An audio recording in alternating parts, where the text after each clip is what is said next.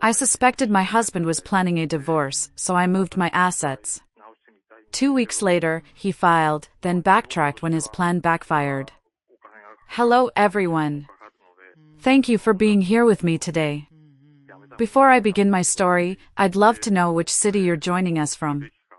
Please feel free to share in the comments. Now, let me take you into this story. Let me be clear, I've never been the sort to jump to conclusions or assume the worst. My husband, Franklin, and I had been together for 6 years and married for 4. Things were solid, or so I thought.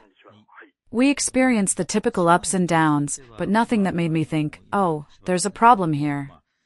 In reality, throughout the majority of our relationship, we were that couple, completely committed, colleagues. We laughed at stupid inside jokes, argued for hours about which movie to watch, and had a cadence that just worked.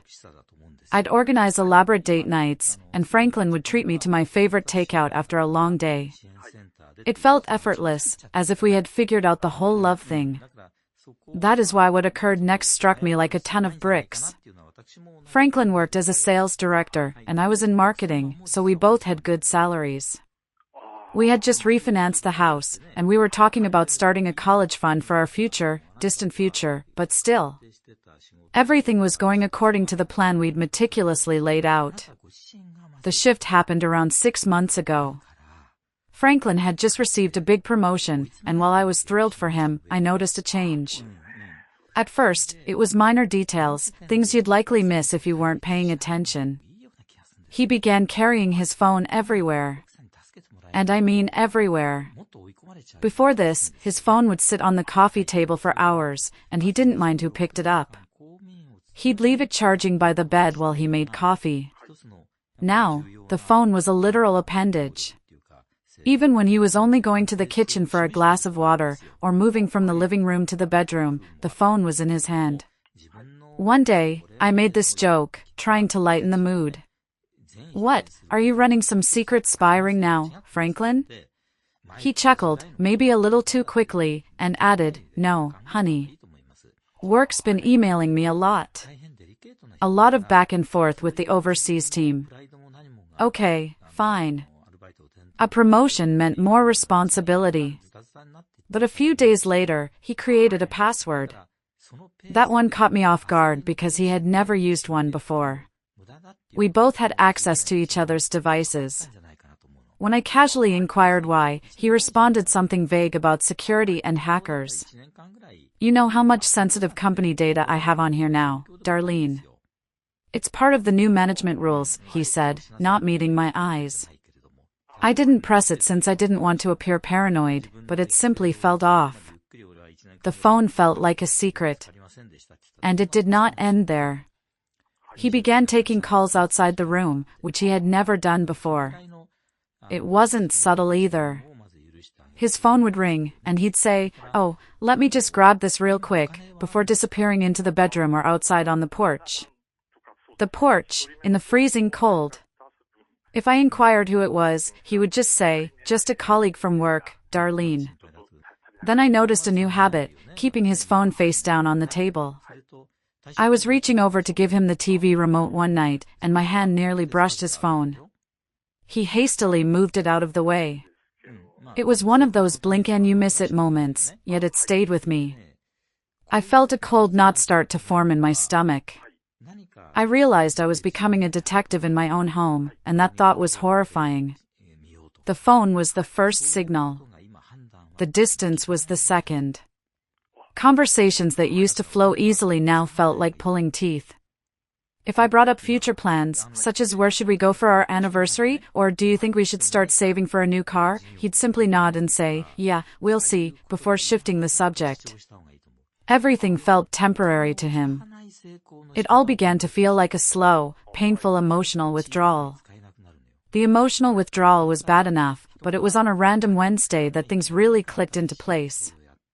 Franklin informed me he was seeing a buddy for coffee after work. It didn't sound strange, he does that occasionally. I happened to be running errands in the same area. I was picking up some special paper for a client presentation, so I figured, why not surprise him? It will be cute. Maybe it would break the ice we'd been living under. When I arrived, however, he was not with his friend. He stood outside the cafe, walking back and forth, his phone placed against his ear. I remained in my car because something about the way he spoke seemed serious, almost conspiratorial. I didn't intend to eavesdrop, but I was close enough, and I overheard phrases like, "She says it's almost ready," and "starting fresh soon." My stomach sank. I couldn't figure out what he was saying, but it didn't sound like a job or friend conflict. It sounded grander, like something he had meticulously planned. A whole life plan. When he returned home later that evening, I asked him how his coffee date went, attempting to maintain a casual tone. He told me a complete narrative about his pal complaining about her boyfriend. Typical, right? Drama, he finished with a fake laugh. I just gazed at him for a second, watching his eyes dart away. But then, he shifted gears, and this was the true sign. He brought up our finances. "Look, Darlene," he started, "I just think we should have everything in one place, you know? Like all our account info, passwords, inheritance documents, that kind of thing. Just in case of emergency." I wasn't sure what to say. This was something we'd never discussed before, and the timing seemed bizarre given everything else I'd noticed. "What kind of emergencies, Franklin?" I inquired, attempting to keep my tone casual. He shrugged again, avoiding my gaze. "It's just smart, isn't it? What if something happens to one of us, or what if we need to make a big financial decision quickly?" His argument made sense on the surface, but something about the way he expressed it made me nervous. It was too rehearsed and polished, as if he had been waiting for the appropriate time to bring it up. I nodded and murmured something like, "Yeah, I guess that's a good idea," but inside, alarms were ringing. Why now? Why are we suddenly concerned about arranging our inheritance and finances when we've always kept them separate and loose? That night, my mind kept reliving his words, attempting to figure out what it meant. Was this just typical adult behavior, and was I reading too much into it? But then I remembered the phone calls, the talk I overheard in the cafe, and how distant he'd been recently. It all began to mount up, and I did not like the image it was painting. A few days later, he mentioned it again. We were in the kitchen. I was making dinner, and he was looking through his phone when he remarked, "Have you thought more about organizing the bank stuff, like, do you know where all the account details are?" I put the knife down and turned to face him. "Okay, what's going on?" I inquired, attempting to keep my tone light but firm. "You've been bringing up the finances a lot lately. Is there something we need to talk about?" He finally looked up from his phone, startled that I had pressed him on it. "No, nothing's wrong," he responded hastily, making me giggle. "I just think it's important, that's all, you know, for emergencies." His response seemed ambiguous, too vague. I nodded and let it go, but the way he avoided providing a direct answer made me even more suspicious. It didn't seem like a casual suggestion anymore. It felt like he was concealing something, but I had no idea what it was. So the next day, while he was at work, I decided to look into our finances. I opened our joint account online and discovered something unexpected. Over the last month, a few tiny moves had taken place. Nothing large, but small quantities, $500, $800, $1,200, that did not appear to have a clear purpose. They were not designated for bills, groceries, or anything similar. The descriptions were vague: transfer, miscellaneous. I didn't want to jump to conclusions, but it appeared that he had been systematically withdrawing money from the account for some reason, which I couldn't figure out. I considered addressing him, but something told me to wait. If I was wrong, I'd look ridiculous, and if I was correct, I had to be careful. It was eating at me, so I contacted someone I trusted, an old college friend who also happens to be a lawyer, Lyle. I told him what I'd discovered, while trying not to sound like a conspiracy theorist. "Look, Darlene," Lyle remarked after I'd explained everything, "I'm not saying something is absolutely going on, but you're not insane for wanting to be ready. If you're concerned about protecting your assets, especially the house, now is the moment to do so. Better safe than sorry. He walked me through what I could do, simple procedures to ensure my finances were protected if something happened. He focused on the concept of an irrevocable trust. It was a big word, but the concept was simple: move the assets into a separate legal entity so they couldn't be touched by the divorce process once it started. I'll admit that taking such drastic action felt out of the ordinary. It felt like I was preparing for something dreadful, even though I wasn't sure what was wrong. But the more I considered it, the more it made sense. If he was really up to something, and I was beginning to suspect he was, I needed to defend myself. It was not an easy decision to make. However, this wasn't just about money or assets, it was about the life we had created together. I kept repeating images in my head: our wedding day, the late-night conversations about our dreams, and the weird little jokes we shared. How did we arrive here? Was this what our marriage had come to? The prospect of taking these measures felt like conceding defeat, as if I was officially abandoning the trust we previously shared. That evening, while Franklin was out at the gym, I sat at my desk and took out my laptop.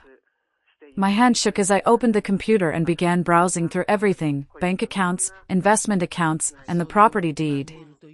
Each paper I studied felt like a betrayal, but a persistent voice in my head reminded me that this was about survival, not sabotage. I didn't mean to hurt him. I couldn't get rid of the idea that if I didn't act now, I'd regret it later. I compiled a list of everything I could transfer and how to do it without raising suspicion. I had to move quickly before he got the next large deposit from his promotion bonus. I then called my mother, Vera. "Mom, I need you to hold on to some things for me for a while. If it's nothing bad, just something I need to do to protect myself, just in case." She was silent for a minute, likely trying to figure out what I wasn't saying. "Are you okay, sweetheart?" Her voice was filled with anxiety. "Yeah, I lied. It's just a precaution. Nothing to worry about. It's a messy legal thing, Mom, related to some old inheritance money." She didn't press me, but I could hear the pause in her voice when she responded. "Of course, Darlene. Whatever you need." I hung up the phone with an odd mix of relief and shame. I despised engaging her in this mess, but knowing my mother had my back provided some steadiness in an otherwise chaotic environment. The logistics of the transfer were complicated, designed to look like a simple restructuring for tax purposes, but Lyle had laid out the steps clearly. I had to execute this perfectly. I started with the liquid assets, the money in our joint savings account that wasn't immediately required for bills. I moved it to a new, separate account in my name first, under the guise of setting up the new automated college fund account we had discussed, and then immediately into the trust. I was careful not to empty the joint account. I left enough for 2 months of mortgage and utilities, just to keep appearances. The investment accounts were trickier. They required more paperwork and multiple signatures. Lyle had prepared a restructuring agreement for me to present to Franklin, claiming it was boilerplate from my firm about managing executive assets. The next morning, I approached Franklin at the kitchen table. He was enjoying his coffee, engrossed in a financial news article. "Honey," I started, trying to keep my voice even, "can you sign this? It's just some paperwork my firm had me get sorted out for tax season. Standard stuff for our level, apparently. It just needs both signatures because of the joint income reporting." He glanced at the papers, which were mixed in with some actual tax documents. "Oh, sure, Darlene. Looks like a bunch of legalese," he said, barely reading it. He quickly scrawled his name on the designated lines and handed them back. That signature was for the transfer of the investment accounts into the trust. It was not a lie, just a carefully curated omission of the truth. I felt a hot flash crawl up my neck as I watched him sign, but I couldn't stop. I told myself I was simply protecting our shared future from his unilateral, selfish decision. The house deed was the final step. Lyle drew up the papers for the transfer into the irrevocable trust under Vera's name. This was done off-site at Lyle's office with my mother present. "Darlene, Are you sure about this? My mother, Vera, asked, her hand resting on mine. This is a major step. It's the house. I have to, Mom, I said, my voice barely a whisper. He's planning something. I can feel it. If he files for divorce and the house is still jointly titled, I lose half, no questions asked. This way, it's safe. It's protected inheritance for me. Vera nodded, her expression grim. Okay, then. Your father would be proud of you for being smart. By the time Franklin arrived home that night, the majority of my assets, our cash, investments, and even the house equity, were legally in my mother's name, sealed in an uncontested trust. He didn't notice anything. He walked in, kissed my cheek, and asked if I wanted to watch a movie. He appeared okay, but inside, I was a wreck. Part of me felt awful, as if I had betrayed his trust. But another part of me felt relieved, as if I was finally gaining control of a situation that had spiraled out of my control. I was playing defense against the person I thought would always have my back. I kept a small amount in our joint account to keep up appearances, but the rest was locked down. The waiting game began.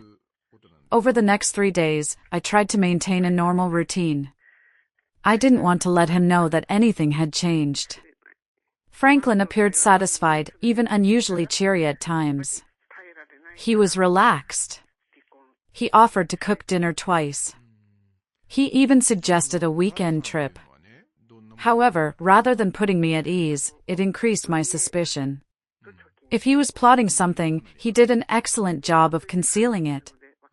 But he made one crucial mistake: he never brought up the finances again. Not even after I questioned him the last time. It was as if the subject had evaporated from his memory. At first, I believed I had overreacted, and he dismissed the subject since it wasn't relevant.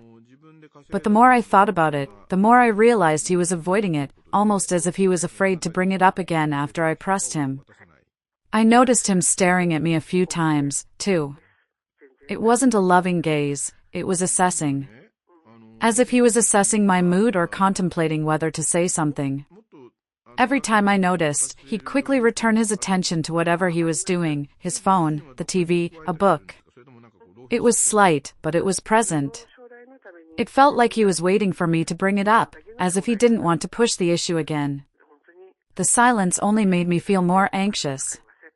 It wasn't like him to drop anything he considered essential, and the way he avoided it suddenly appeared deliberate. If he was testing the waters, he was not going in. If he was waiting for something, I was not about to give him the go-ahead. Whatever his next move was, I knew I had to be one step ahead.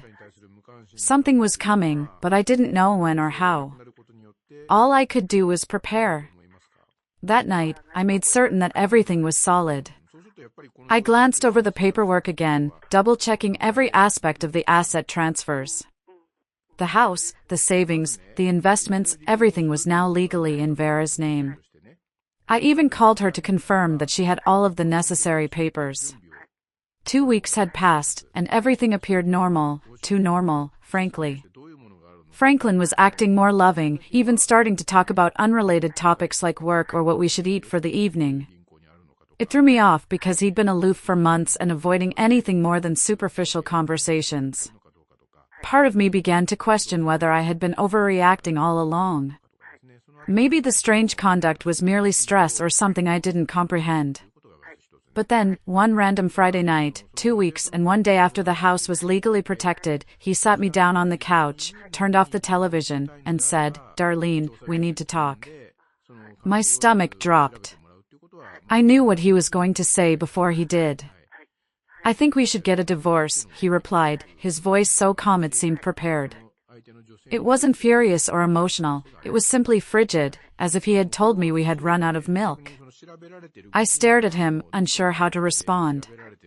As he explained his argument, he mentioned needing space, wanting to figure himself out, and feeling like he'd lost his identity in the marriage. Standard breakup phrases that didn't really explain anything. But then he said something that struck a different tone. "You know, I've made a lot of sacrifices for you over the years, and I don't think you really appreciate them. I deserve more. That last part stung. It wasn't just that he wanted out, it was that he framed it as if I owed him something, that everything was my fault, and he was simply claiming what was properly his. I sat there trying to understand what he was saying. A new question arose: why now? Then he gave me the final piece of the puzzle. A friend of mine has been helping me see things more clearly, he continued, not looking at me. A friend. I remained still, letting him speak, but my mind was racing. Who was this friend? Why were they so involved in my marriage? The way he stated it was not casual. It seemed like someone had been hyping him up, convincing him that leaving me wasn't simply a choice but a strategy he needed to implement. And the more he talked about how he deserved more because of his sacrifices, the more I became skeptical. Sacrifices? What kind of sacrifice? I worked hard to offer him the life he desired, and it wasn't just about money. When he asked to move closer to his job after his promotion, I agreed, even though it meant a lengthier commute for me. When he wanted to attend that pricey leadership retreat last year, I made sure we budgeted for it, even foregoing a vacation I was looking forward to so he could go. I backed him when he changed careers twice, telling him it was fine to take the risk because I wanted him happy. I remembered birthdays and random things he had mentioned loving. I listened to him complain about his job, friends, and family. I didn't always get it right, but I did try. That's why his "I deserve more" line hurt so much, but I didn't buy it. He was not upset due to anything I did or did not do. He was upset because something had changed in him. Perhaps it was the acquaintance he kept bringing up, or something else. But the man sitting in front of me was not the man I married, and I was not going to let him rewrite our marriage tale to fit his new narrative. I didn't press him at the moment. Instead, I nodded and said something innocuous such as, "If that's how you feel, Franklin, I guess we should figure out the next steps." He seemed startled that I wasn't arguing or begging him to stay, but I didn't mind. My attention had already changed. I needed to know who or what was causing his sudden, planned shift in conduct. This was something greater, and I wasn't going to let it surprise me any more than it had already. After that chat, he went into his own apartment. On Monday, I received the divorce papers. Let me tell you, he didn't only want to stop the relationship, they were planning to take everything. Half the house, my savings, my assets, and the car. He wanted it all, plus some ambiguous spousal support clauses that made little sense given my high salary. It seemed as if he was expecting me to give him all I had worked for. At first, I assumed he was just being vengeful, but the way he articulated his demands, so specific and aggressive, reassured me that he had someone guiding him through this. So I started digging. I couldn't just ask him who he'd been talking to, so I had to be clever. I began with his social media. He hadn't blocked me, and even though he didn't post frequently, I searched through his tagged photographs and comments, looking for someone new. That's when I discovered the pattern. A woman named Priscilla repeatedly liked and commented on his posts. Nothing obscene, but enough to make me pause. I clicked on her profile, which was public. At first glance, she didn't appear to be much more than a successful 30-something marketing professional who had recently gone through a divorce herself. But as I scrolled down her feed, I spotted something unusual. She posted a photo at the same cafe I'd seen him at weeks before, on the very same day I overheard him discussing starting fresh. My gut churned. I kept scrolling. More subtle signals were a comment on one of his pictures that read, "You've got this, F," as well as a selfie she'd taken from what appeared to be his new apartment, a rental he hadn't told me about. None of it was substantial evidence, but it was enough to raise my suspicion. I wasn't sure what to do with this information, but I knew I couldn't just sit there and wait for solutions to come my way.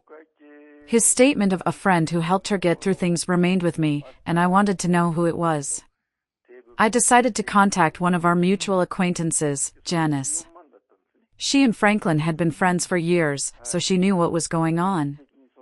I kept the conversation light at first, asking if she'd lately spoken with Franklin or if anything seemed strange. Janice reacted swiftly, saying she had no idea about the friend or any suggestions. She was overly defensive. Look, Darlene, I can't get involved. It's too messy. You should talk to him. She cut the conversation off defensively, claiming she couldn't help me.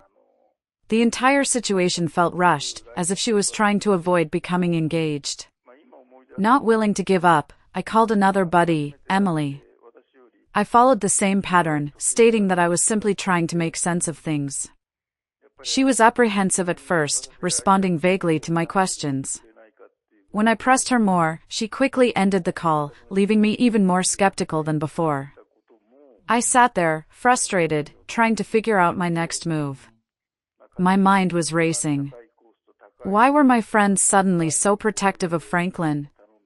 Then, to my astonishment, Emily called back about 20 minutes later. She told me she needed to make sure what she said didn't come back to her. I can't talk long, Darlene, but listen, Emily whispered over the phone, the sound of traffic in the background. I assured her it wouldn't. Just tell me what's going on. After a long pause, Emily revealed what she knew. Apparently, Franklin had been spending a lot of time with someone named Priscilla, whom he had met at work. Darlene, she's known for having a very aggressive divorce settlement, Emily said. She's been coaching Franklin through his. Hearing that name felt like a puzzle piece fitting into place. Priscilla. Aggressive divorce settlement. Coaching. It was evident that this was more than just his need for space or to find himself. Someone else was in the picture, directing his decisions, and I was eager to discover why. I thanked Emily profusely, assuring her that her secret was safe with me. The betrayal burned, but what hurt the most was how premeditated everything was. He wasn't simply abandoning me, he was leaving me with nothing, and he was accompanied by someone at all times. I needed to confirm the affair. I chose to confront it in my own manner. That Saturday, I headed to the upscale apartment building he had moved into a few weeks before, the one he claimed was temporary corporate housing. I parked a block away, trying to confirm what I already suspected. I sat there for 2 hours. It was a cold wait, but I felt oddly calm. I was simply waiting for the final truth, the final piece of evidence that would justify every action I had taken. A few hours later, Franklin and Priscilla stepped out of the building. They did not hold hands or kiss or anything overtly affectionate, which was a classic mistake many cheaters make. But the way they walked together, close, leaning in to talk, laughing at an inside joke, was plenty. They got into his new lease car, the one he bought after his promotion, and drove away, leaving me sitting there, staring at the spot where they had been. I did not follow them. I did not need to. At that point, it was evident. He hadn't simply stopped loving me, he'd been preparing to go with someone else, who had a clear interest in my assets. And now everything made sense, the unexpected distancing, the money questions, the forceful demands in the divorce papers. She was using the divorce as a stepping stone to whatever life she was creating with Priscilla, but he had no idea what I had planned for him. I went home that night, my head racing with everything I'd learned. The betrayal burned, but the knowledge that I had already safeguarded my future was a powerful, quiet comfort. The first mediation session felt strained from the time we stepped in. Franklin's face was tight, his posture radiating false confidence. I arrived with Lyle, who looked calm and professional, carrying only a slim folder. Franklin's lawyer, a slick man in a tailored suit, arrived with a binder so thick that it appeared they were bringing a case against a Fortune 500 firm. He began listing Franklin's demands as if they were entirely reasonable. My client requires the immediate liquidation of the marital home, with the proceeds split 50-50, the lawyer started, his voice booming slightly. Furthermore, we require the full transfer of all jointly held investment accounts, as well as a significant portion of Ms. Darlene's retirement and inheritance funds, along with a sizable spousal support payment, given Mr. Franklin's temporary income adjustment after his promotion. I just sat there, listening to the absurd list. He wanted half the house, all my assets, my car, and a significant portion of my salary moving forward. It was a pure, predatory cash grab, clearly orchestrated by Priscilla. I remained silent, seeming to listen, but I was waiting for Lyle to make his move. Franklin kept glancing at me, a smug little smirk on his face, as if he knew he had me backed into a corner. When it was finally our turn, Lyle smiled politely and gently slid a small stack of paperwork across the table, not the thick binder, just a simple stack. Before we proceed with discussing the distribution of alleged marital assets, I think it's important for everyone to review these documents, Lyle said, his voice calm, contrasting sharply with Franklin's lawyer's bombast. Franklin's lawyer, Mr. Slick, took the papers and skimmed through them. His confident posture changed fast. His brow furrowed harder with each page he flipped through. "What is this?" he inquired, gazing at Lyle, clearly agitated. "These documents," Lyle said calmly, leaning back in his chair, "show the legal transfer of all major marital assets, including the home deed, the liquid investment accounts, and the entirety of Ms. Darlene's personal savings, into an irrevocable trust under the care of her mother, Mrs. Vera X." The room became utterly silent. You could hear the buzzing of the fluorescent lights.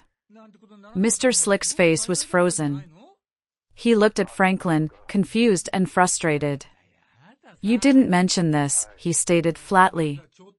Franklin snatched the papers from his hands, flipping through them, his face flushing crimson. He looked at the notarized signatures and dates, his eyes scanning Lyle's detailed legal summary. "This can't be real," he said, the confidence completely gone. Franklin looked up at me, his countenance changing from incredulity to pure, volcanic rage. "You planned this," he muttered, leaning forward in his chair, gazing at me as if I'd committed a heinous crime. "You knew I was going to file and you set this up to screw me over." I did not respond. I just sat there, my hands folded neatly in my lap, and let him connect the dots on his own. It was the most satisfying moment of my adult life. The moment he realized his carefully constructed, Priscilla-guided plan had hit a brick wall. Mr. Slick, apparently agitated, requested Lyle to elaborate. So Lyle did, slowly, deliberately, and with every piece of evidence necessary to make the transfers irrefutable. The transfers, Lyle explained, were completed 3 full weeks before the filing of this petition. The trust is irrevocable, fully legal, and unfortunately for Mr. Franklin, uncontestable under state law. Ms. Darlene had full legal rights to structure her assets as she saw fit at that time, as there was no pending divorce action. The dates aligned exactly, indicating that I had transferred everything well before he filed. The signatures were duly notarized, and the trust was solid. There was nothing they could do to challenge it. Franklin was furious. "You're unbelievable. I can't believe you'd do something like this to me," he yelled, practically spitting the words across the table. I still did not say anything. What was there to say? This was not about me doing anything to him, this was to defend myself because he had made it apparent he was not going quietly. He had planned to bleed me dry to finance his life with Priscilla. Mr. Slick quickly called a recess, pulling Franklin out into the hallway. They huddled, talking in hushed, angry tones.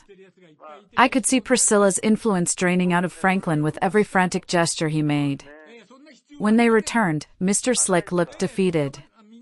"We need to rethink our strategy," he mumbled to the mediator. Everyone in the room knew they had no further moves to make. When we walked out of the building, Franklin took me aside in the hallway, his expression a mix of rage and desperation. "This isn't over," he added, his tone low and menacing. "You're going to regret this, Darlene." I looked him straight in the eye. I didn't raise my voice. I didn't lose my cool. I delivered my final, single line in response to the man I thought I'd spend my life with. "I already regret trusting you, Franklin. That's the only regret I have." I turned and walked away. Things escalated faster than I had anticipated following the mediation session. Franklin went into complete meltdown mode, almost instantly. It began with the calls, endless calls. At first, he appeared calm, even remorseful, leaving voicemails that began, "Darlene, I think we just need to talk," or "I know this got messy, but we can fix it." He even tried to manipulate me. "We don't need the lawyers, baby. Let's just settle this between us. Think about our future." When I did not answer, the tone changed. By the second day, his messages alternated between sobbing and screaming. One voicemail would be him lamenting about making a mistake and not wanting to lose what we had created together. Then he'd launch into a furious tirade, accusing me of being stingy and cruel, blaming me for everything that was wrong in his life, even the stalled progress on his big promotion project. I ignored it all. Lyle told me not to engage, and I honestly did not want to. I was finished playing his games. But he wasn't finished. When the calls and texts did not work, he began telling stories to our mutual friends. Friends informed me that he had been telling people that the divorce was a hoax and that it was all part of a larger farce, a prank. A prank, Darlene? Who would believe that? My friend Harriet asked me over lunch, shaking her head. The flaws in his story quickly became apparent. Friends began to ask questions like, if it was a prank, why did you file actual legal paperwork, or why hire a lawyer and make such specific demands if it wasn't serious? When others didn't instantly accept the hoax justification, he doubled down. He said it was not a joke but rather a test of our relationship strength. He began casting himself as the victim, claiming that my reaction had hurt and betrayed him, that I had gone too far and broken our marriage's trust. He was trying to rewrite history, frame himself as the victim, and me as the cold-hearted manipulator. At first, some individuals seemed to believe his stories. I'd get strange emails or comments from acquaintances like, "Wow, I didn't realize things were so rough for him," or "Why didn't you just tuck it out, Darlene, instead of being so drastic?" It was annoying, but I knew the truth would eventually come out. The truth about Priscilla and the true motivation behind the money grab. All I needed was one final piece of evidence to shut down his smear campaign forever. This was the hardest part, feeling isolated, feeling judged by people who only heard one side of the story. I kept reminding myself that I had the truth, and I had my mother, Vera. That was enough. If you're still listening, please help me out by liking this video and commenting the number 1 below, so I know you're wonderful, and I understand you're with me on this entire journey. Your support is a huge encouragement, cheering me on. Go ahead and comment the number 1 so I can recognize you, and now, listen to me continue my story. The truth came out due to a common buddy, let us call him Herbert. Herbert and I were not particularly close, but we had always been nice. A few weeks after the mediation, he messaged me unexpectedly, stating he had something I needed to see. When we met at a neutral spot, a diner across town, he brought out his phone and showed me a series of text messages between Franklin and Priscilla. I was confused at first. How did you even get these? I inquired, scanning through the messages. Herbert revealed that he and Priscilla shared a mutual buddy who had heard their talks. Apparently, this common acquaintance had grown concerned about the way things were going, especially when Priscilla began gloating about how she was assisting Franklin in securing his financial future, which everyone knew meant getting my assets. It didn't take long for that common buddy to figure out what securing his future really meant, trying to bleed me dry. Feeling awful about remaining silent, the buddy grabbed screenshots of the texts and sent them to Herbert, believing he had a better relationship with me and could warn me. This guy's been playing both sides, Darlene, Herbert replied, shaking his head. He's been hyping him up to take you for everything while making him believe he'd be there for him afterward. They were planning a life off of your inheritance. Herbert gave me the texts and said, I thought you should know.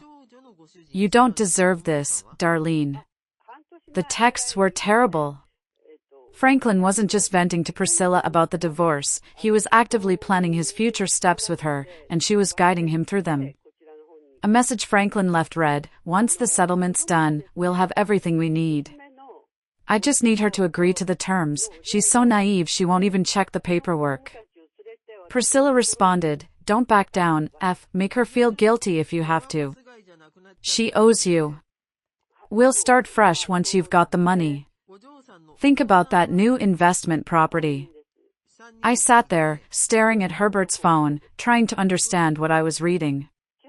This was neither a misunderstanding nor an emotional response to a failed marriage. This was a cold, deliberate manipulation, orchestrated to strip me of my assets and my future security, especially my retirement. I thanked Herbert and he left. My thoughts were racing. Everything made sense now: his abrupt isolation, his fixation with our finances, and his harsh demands throughout the divorce. It was all part of a plan, one he had been developing with Priscilla behind the scenes. The texts soon circulated among our mutual friends. Herbert shared them with a few friends, and they quickly spread. His story suddenly ceased to be credible.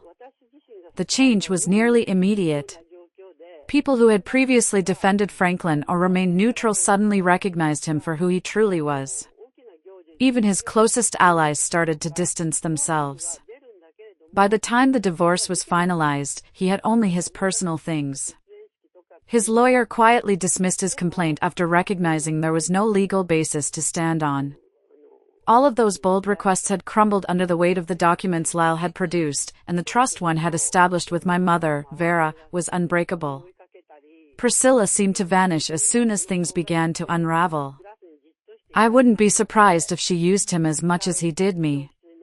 From what I could tell, she'd been feeding him fantasies of independence and a new beginning, but the moment it became evident he wasn't going away with anything, she was gone.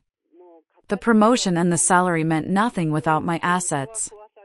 Without Priscilla in his corner, Franklin's confidence plummeted. The calls and texts continued, but they became increasingly desperate. He was not accusing me anymore. He begged. "Can we just talk, please? I'll do anything to fix this," one voicemail stated. "A different opinion, you don't have to forgive me, but can't we just settle this and move on? I'll drop everything if you just talk to me." I did not respond. I could not. It was too late to reverse the harm. Even his family began to drift away. His sister contacted me at one time, apologizing for some of the things she had said before, when she believed his side of the story. "I didn't know what he was doing to you, Darlene. I'm sorry I ever took his word for it," she said. As for me, I received the house, my savings, and something I hadn't experienced in a long time: peace of mind. My mother, Vera, as usual, was my rock. She arrived with buckets of paint and a list of suggestions to help me reclaim the area as mine. We repainted the living room and turned Franklin's old office into a beautiful new reading room. We started that college fund in my name, just like I planned. Now life feels like it's mine again. No more second-guessing every small interaction, no longer feeling betrayed, just peace. Franklin is a chapter from my history that I no longer read, and the remainder of the story is entirely up to me to write. Thank you. Thank you for watching. If you haven't subscribed yet, please do so and hit the notification bell to stay updated with more shocking real-life stories happening around you. Share your thoughts in the comments below. Let me know if you've ever had to use a smart legal move to protect yourself. And so, this story reminds us of the profound strength that lies within us when we choose to stand up for ourselves, even in the face of betrayal and uncertainty. It's a testament to the power of self-worth and the importance of trusting our instincts. Life often presents us with challenges that test not only our resilience but also our ability to protect what truly matters: our peace, our values, and our future. Through this journey, we see how courage and preparation can transform a moment of vulnerability into one of empowerment. It's not about revenge or bitterness, but about reclaiming control over your life and refusing to let others dictate your narrative. This is a story of quiet strength, of finding clarity amidst chaos, and of choosing to prioritize yourself when the world seems to conspire against you. What about you? Have you ever faced a moment where you had to take bold steps to protect your peace or your future? Share your thoughts below, or simply comment good if this story inspired you to value yourself a little more today. Let's continue to learn and grow together.